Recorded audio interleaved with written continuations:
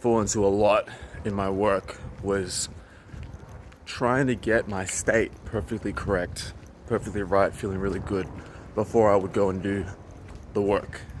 And this was a problem because what I came to realize is the time that I spend trying to get my state right, what I'm subtly doing is suggesting to myself that I'm not ready and that I need to get ready before I can go work. But it's not it. It's not it. At least not in the type of work that I do. I mean, who was it, Abraham Lincoln or someone that said that, if you gave me 10 hours to cut a tree, I would spend 9 hours sharpening the axe. Yes and no.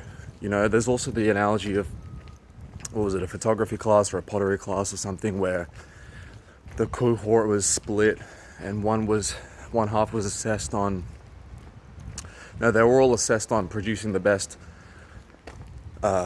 piece, whether it's a photo, a pot, or whatever. And the cohort was divided in two. One was to make as many repetitions as possible, and one was to just work on one iteration. And it was the higher repetition cohort that ended up with the better final product, because you get better by doing, not by thinking about it or trying to change your energy. I mean, having good energy is obviously important, but the most important thing is to actually do the thing. I think way more people fall into the trap of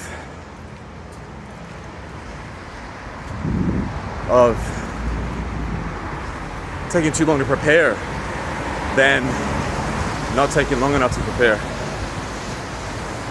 At least that's the trap that I fall into, because I have a tendency to overthink, over-prepare, delay,